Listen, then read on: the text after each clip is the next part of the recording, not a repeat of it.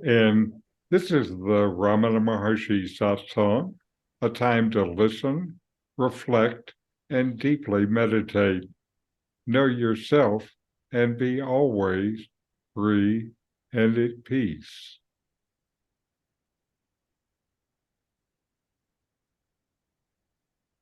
And welcome. I'm Richard Clarke, hosting this satsang. I'm not a guru or a teacher. Like you, I love this teaching and I want to share it. I'm reviewing and commenting on the book Talks with Sri Ramana Maharshi, which were dialogues recorded by Major Chadwick from 1935 to 1939. This week are two short related talks, 112 and 118. Let me get them up. A Telugu gentleman asked about karma yoga. Sri Bhagavan said that a man should act as an actor on the stage. In all his actions, there is the sat as the underlying principle. Remember it and act.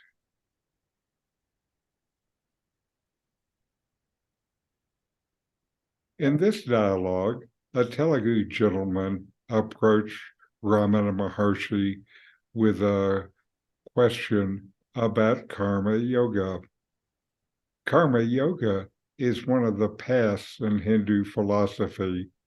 It emphasizes selfless action.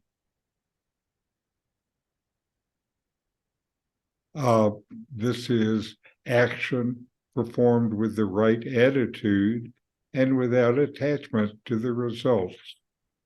It's a means of spiritual growth and liberation. This gentleman sought guidance on how to practice karma yoga effectively. In response, Ramana Maharshi used a metaphor to convey his message. He compared life to a theatrical stage and advised the man to act as an actor on that stage.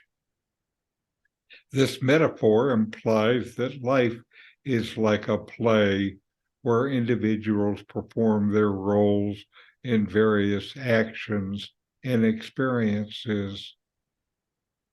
Ramana then pointed out that behind every action, there is the essence of reality, known as Sat in Advaita Vedanta. Sat is often translated as being. Sat refers to the eternal, unchanging, and ultimate reality that underlies all phenomena. It is the essence of existence itself. The instruction to remember it and act instructs the Telugu gentleman to be aware of this underlying reality of Sat while performing his actions. This brings a sense of detachment, understanding, and mindfulness to his actions, thereby aligning himself with the principles of karma yoga. In other words, Ramana was suggesting that the gentleman should engage in selfless action, performing his duties and responsibilities without egoic desires or attachments to the outcomes. By recognizing the underlying reality of Sat and acting from that understanding, he would cultivate spiritual growth and liberation. Then the discussion continued, and he asked about the purity of mind. This is Chitta Suddhi. Sri Bhagavan said that Chitta Suddhi is to engage in one thought only to the exclusion of all others. It's otherwise called one-pointedness of the mind. The practice of meditation purifies the mind.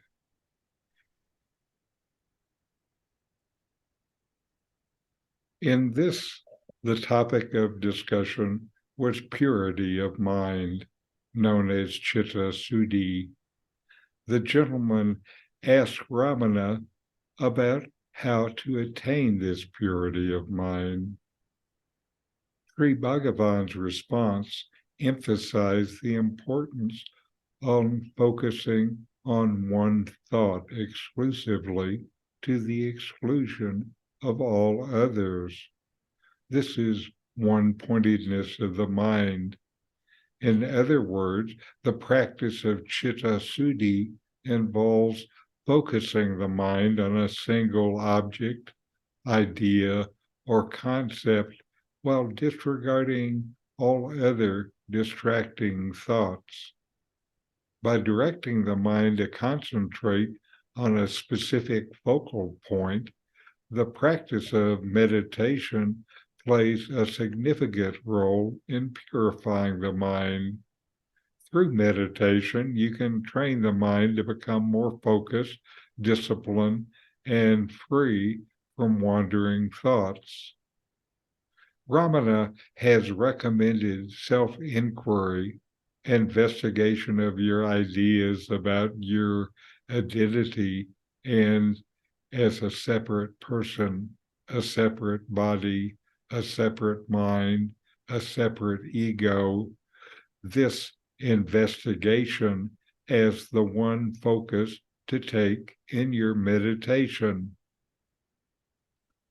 The concept of Chitta Suddhi is deeply rooted in Advaita Vedanta, which asserts that the mind is a powerful instrument that can lead you either towards bondage or liberation.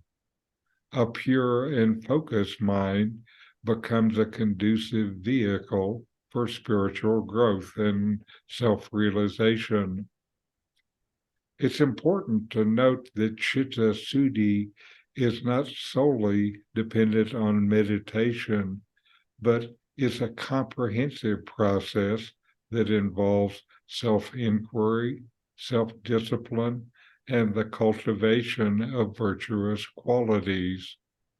By practicing self-awareness and ethical living, you can contribute to the purification of your mind. And now we'll go to talk 116. The devotee says, Jiva is said to be bound by karma. Is it so? And Maharshi replies, let karma enjoy its fruits.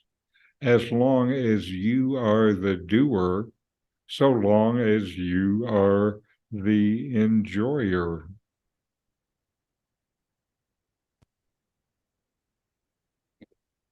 This discussion revolves around the concept of the individual self, the jiva, and its relationship to karma, the law of cause and effect. The person asks whether the jiva is truly bound by karma. In response, Ramana conveyed a profound understanding. He said that karma should be allowed to come to, quote, enjoy its fruits, unquote. The effect of past actions, both positive and negative, will naturally manifest according to the law of cause and effect. Ramana further explained that as long as you identify yourself as the doer of actions, you'll also experience the fruits of these actions. In other words, as long as there is a sense of personal agency and attachment to the results of your action, you will continue to be subject to the cycle of karma.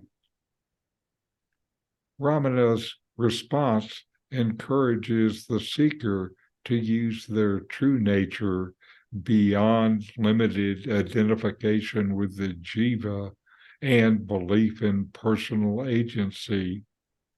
By recognizing the illusory nature of the jiva and relinquishing the attachment to being the doer, you transcend the cycle of karma and realize your inherent unity with supreme reality. The dialogue continues. How to get release from karma. Maharshi says, see whose karma it is. You'll find that you are not the doer. Then you'll be free. This requires grace of God, for which you should pray to him, worship him, and meditate on him. The karma which takes place without effort, involuntary action, is not binding. Even a jnani is acting as seen by his bodily movements.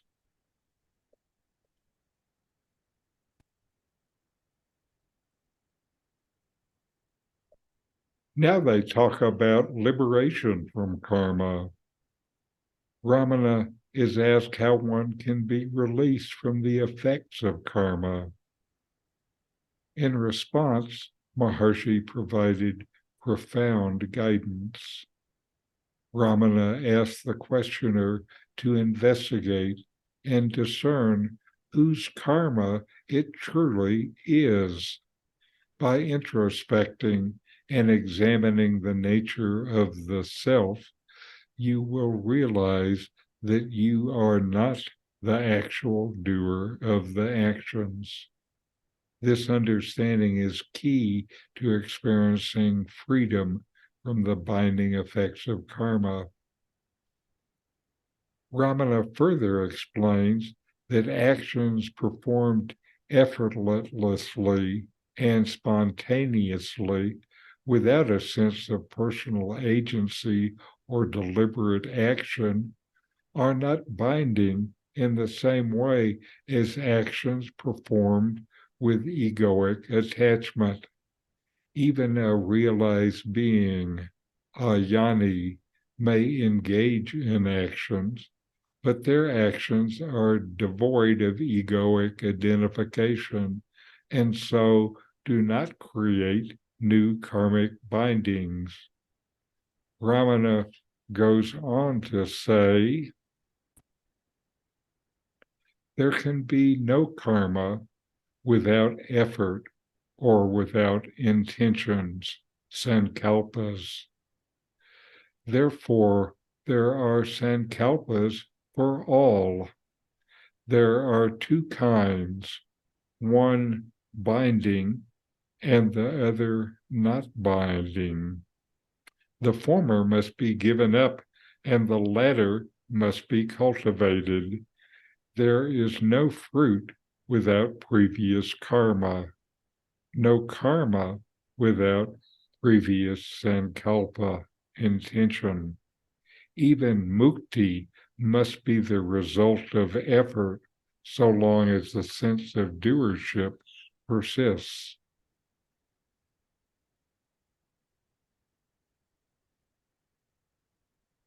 Ramana continues discussing karma, intentions, sankalpas, and their relationship to liberation, mukti.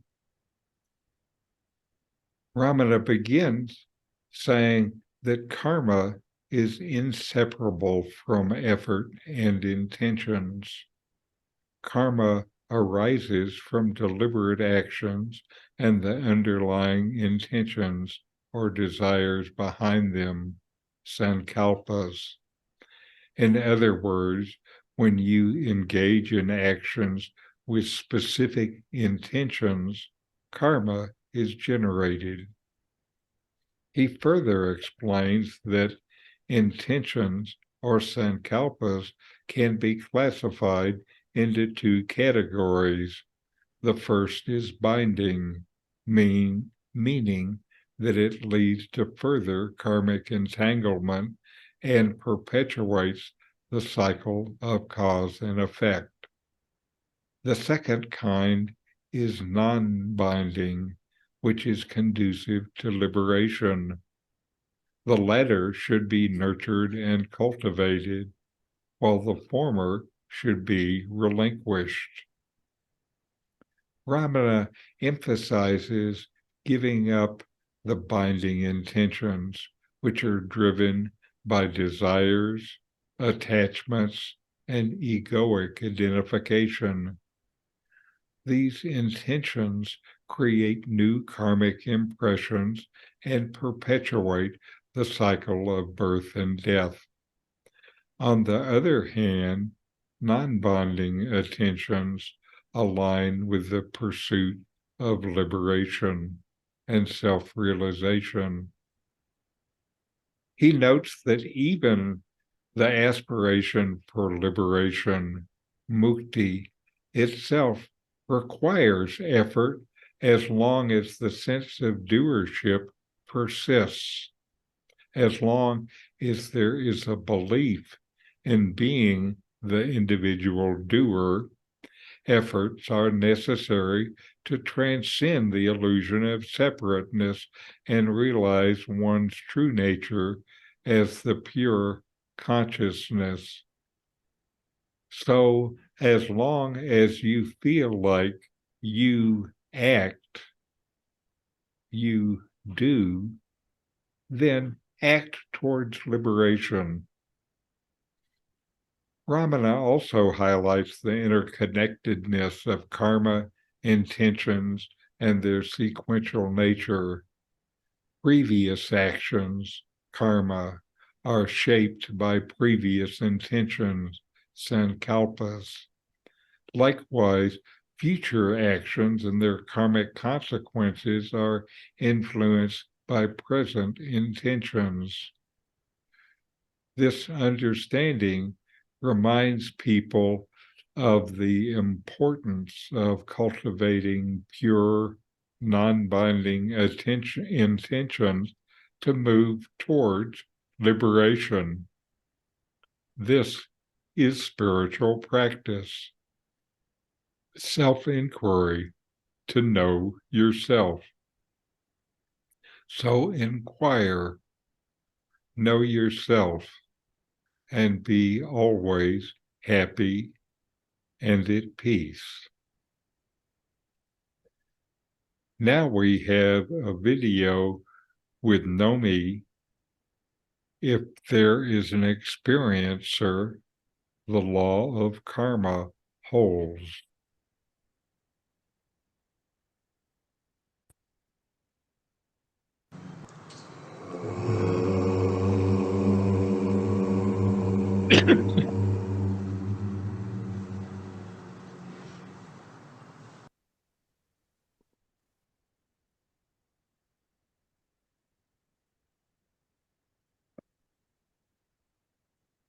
If there is a performer of action or an experiencer,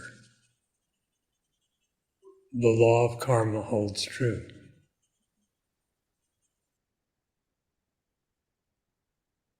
The self itself is quite beyond karma. It has neither action nor its opposite, nor the fruits of such. It is a matter of identification. Furthermore, it's not just that one ceases to identify as an ego, but the ego continues in some way. In self-knowledge, the ego notion is utterly destroyed, never to rise again.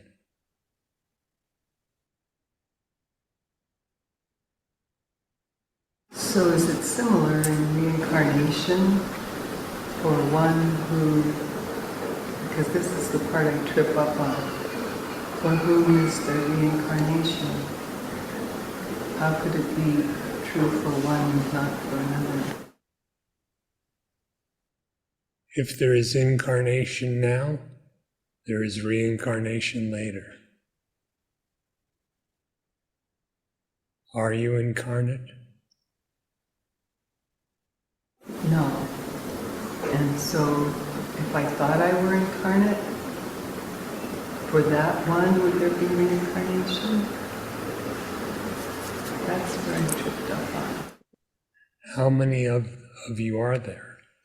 If there were another who thought they were incarnate, But is there another? so then there is no reincarnation.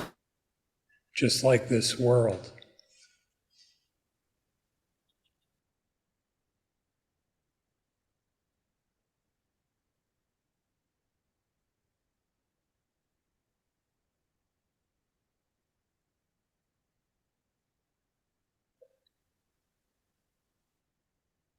If the I and this, the individual and the world, are real, then there is karma and there is reincarnation and the rest of it. But are they real?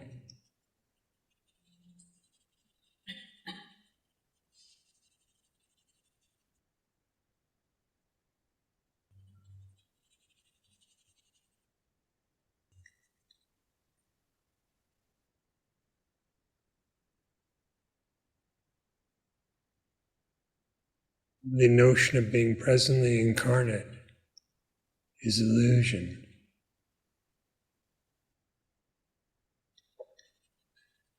Reincarnation is the continuance of that illusion.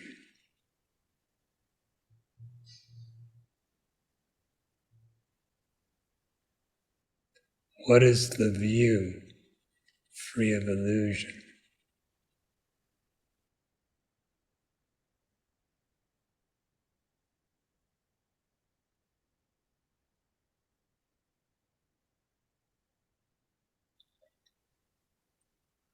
The wise see the truth. They perceive no other. Hence, Sri Ramana is saying there is no creation.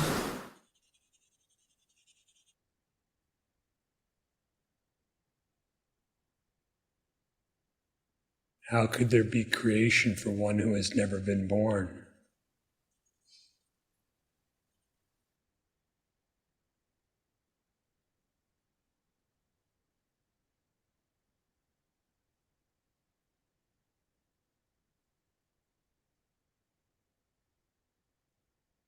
The Gita says that for that which has birth, death is certain. And for that which has death, birth is certain. And then it advises one realize the self as the imperishable, which is the unborn.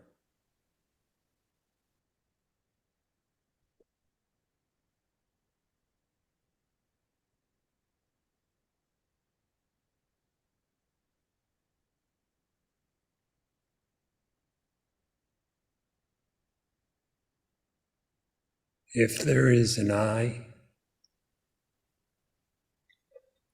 there is creation. In the absence of an I, what is creation?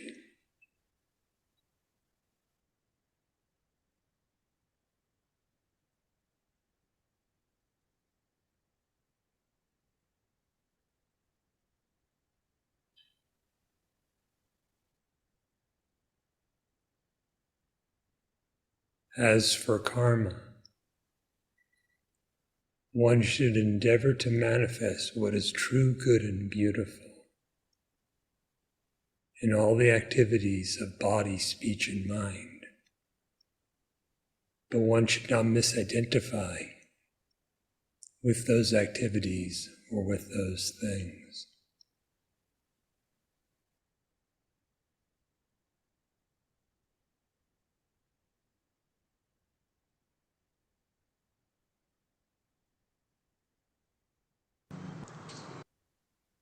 All right. And now we'll take a little time and inquire, see if we can make this that Nome was talking about and Ramana that we're talking about your own direct, immediate experience. Notice that you exist, and you know that you exist.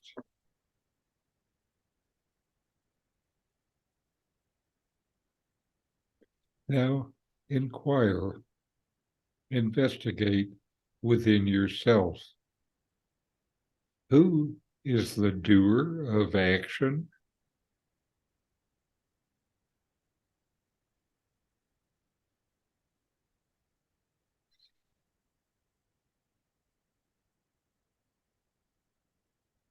Is it you or the body?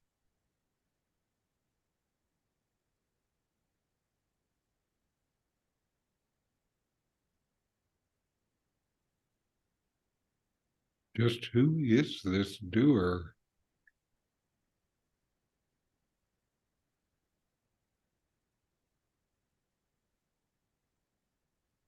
Are you the body?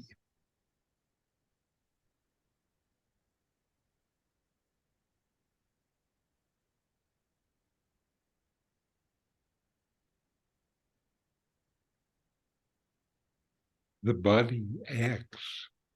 Do you?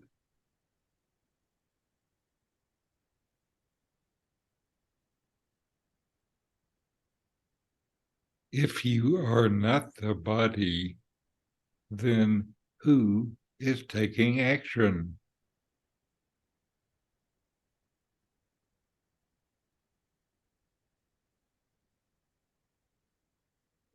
Is the action yours?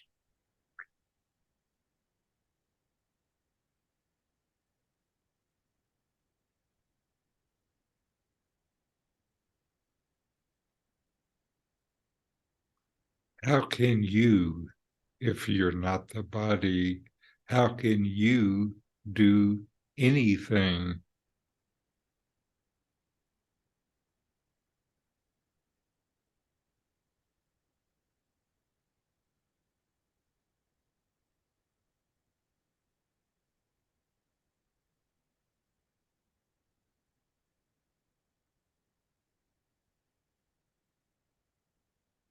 Who am I?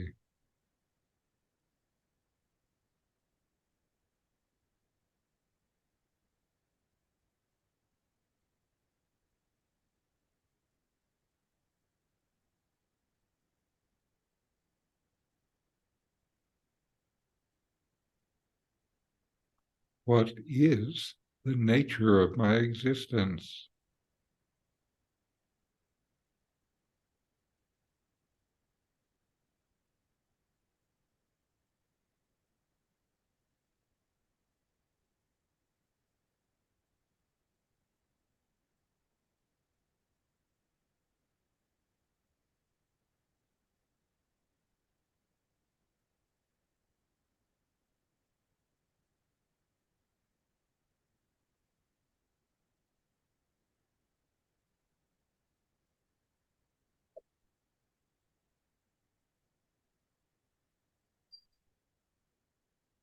All right.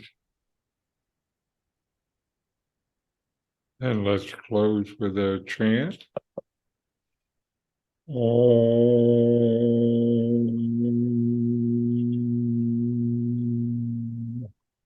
Shanti, Shanti, Shanti. Om.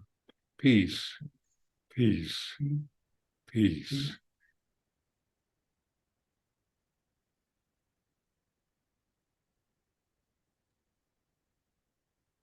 All right.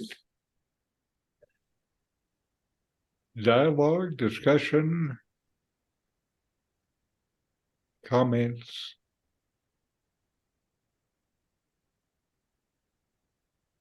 This is kind of difficult to understand. Yes. Um, It's a pretty profound question.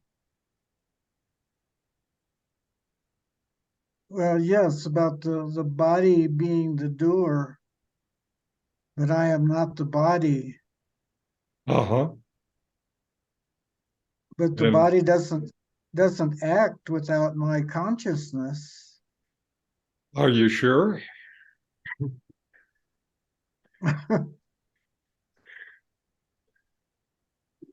Oh no, I won't say that I'm sure. Well, the suggestion is to investigate. The way it goes is kind of like this. It begins with the mind and the ego, and the mind has taken up the story that it is real and it is the body and it's doing all this stuff. And the question deeper than the body is the question, are you the mind? And what's going on with the mind anyway? Advaita says, the teaching says, the mind has no independent existence on its own. The existence, the consciousness, the being that lights up the mind is the consciousness and being of the universe, if you will. And we have made this assumption that we are this individual doing everything, but this universal consciousness that we are, if you look at it closely, isn't touched by anything. It's like the screen you play the movie on, but the movie isn't burnt by the screen. If the self, this consciousness, doesn't touch anything, how can it do anything? So the body and its actions, they say in this line of thinking, is just carried basically by the energy and karma of this apparent world, but this apparent world has no existence without us and the consciousness that we are, the consciousness that we are, the existence that we are is the same thing as the existence and consciousness of the universe. And the whole point of the practice and inquiry is get to where that is your direct, immediate experience, and you know it not with your mind, but you know it because you are it, and you know what you are. You know what you are right now. I know you do.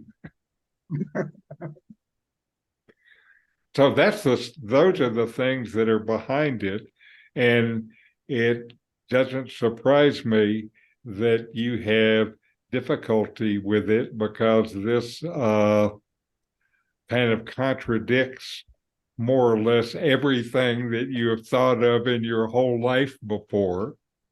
And I know for myself, this is still something I have difficulty with, because I still feel like I have this sense of agency, like I'm the doer. I feel that myself. And what Ramana said in these verses is, as long as I think that I'm the doer, then I should use my doing for spiritual practice to break free of this silly idea I had.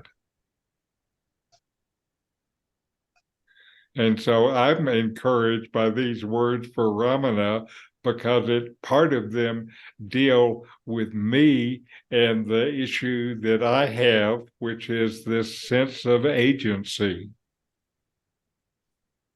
which means I'm doing all this stuff.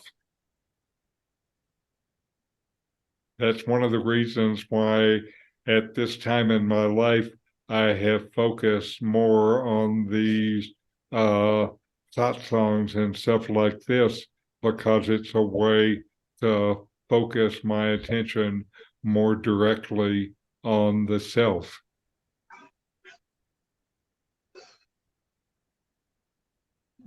So without meaning to do it, I'm doing what Ramana recommended.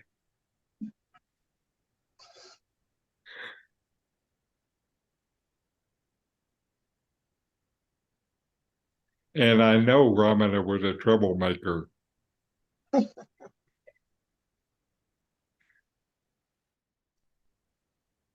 Yeah, I think it's one of the most difficult things to wrap your head around. If you could, Yes. for me, one of the things that's helped me is to maybe, for instance, you're sitting on the park bench at the Malecon, and you can see all the things that you are not the doer of.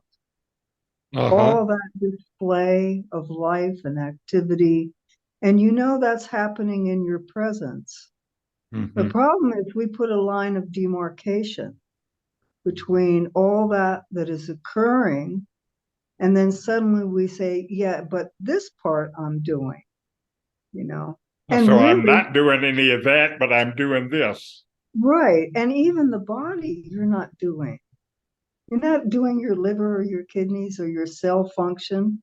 So That's there's right. a very, very tiny, tiny bit that, relatively speaking, that is caught up in your idea that you're doing it. So if I can look and convince myself of how much I am not having any agency in whatsoever, that helps me to kind of open myself up to that whole possibility. Yeah, but it's a sticky trap too. So I think, Doug, if you're having trouble with this, congratulations, you're paying attention. Yeah.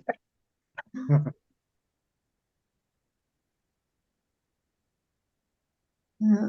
So those are what you're talking about, Doug, is also the reason why I selected the readings for today, because of how much of an issue this is in practice for most people.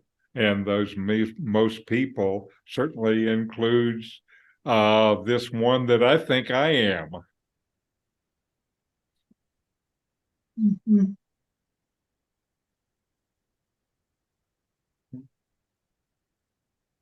It looks like you're ready to say something else, Doug. Well, I had a separate question.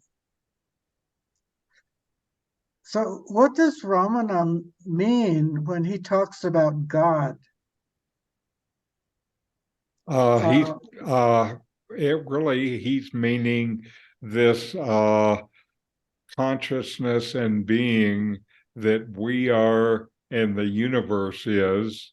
They call it Brahman. He actually, when he talks about God, if you look at him closely, at what he says closely, he talks about God in two different ways. One of them is the God that we can think of, and that God is a mental construct. And then there is the being in existence and consciousness that is the universe and that is who we are. And there's not any difference between them. That's the big God, and the little God is the one you pray to. Right. So when he refers to God as this separate being, is he just doing that in order to make his listener Now, if understand something? where you start with practice, once you get the idea that there has to be something else in life, most people start with the idea of a separate God, which is still just their idea. That's the most they can conceive of with the mind. And so when he's talking about God as a separate being, he really is talking to those people who still hold to the idea of this separate God rather than the unity that is behind all of it. And here he was talking to a guy who was asking about karma yoga. And karma yoga is a path specifically that's oriented around doing something for this external God. And so in Hinduism, there are 4 basic paths, and 2 of them, karma yoga, acting for God instead of myself, and then bhakti yoga, love and devotion of this external God. Those 2 paths still are built around the idea of an external God. And then you have higher paths of Raja Yoga or Buddhism, where you're dealing with your mind, and that starts to move past a separate God into you're starting to look within yourself. And, that's what we all have been doing. And that's what mindfulness meditation is, looking within yourself, but still with the mind. And then there is the final path, which is jnana yoga, which is the path of knowledge, but it's not conceptual knowledge. It's the path of knowledge that you get from the experience of being. Does that make sense? Yeah, it does. Okay. So again, this stuff gets complicated, and it's complicated by the issues of language, and language is complicated by where different people are in terms of this understanding. Oh, okay. Yeah, it seems like a contradiction that, Yes. that he spoke, sometimes to one Brahmin and other times almost like a God is a separate. Right. And if Yeah. if he's speaking to a karma yoga or a bhakti yoga, he'll be speaking of as God as a separate power, a separate higher power. Okay. And then in some of these talks, he'll be talking to somebody who is a karma yoga or a bhakti, and will try to break them out of that narrow viewpoint.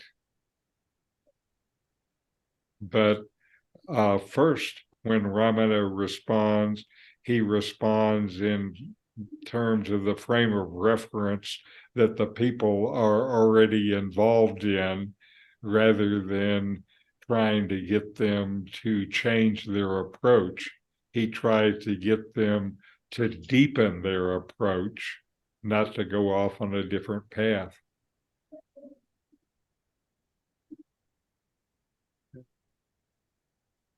Okay. Well, I think it was another good session, and the discussion afterwards I thought was very worthwhile. So thank you, Doug, and thank you, Evelyn. Thank you. Okay, thank you, Richard. And namaste, and we'll see you next week, and have good Namaste. inquiry. Thank you. Thank you. Thanks for watching. If you enjoyed this Ramana Maharshi video, subscribe, like, and send me a comment.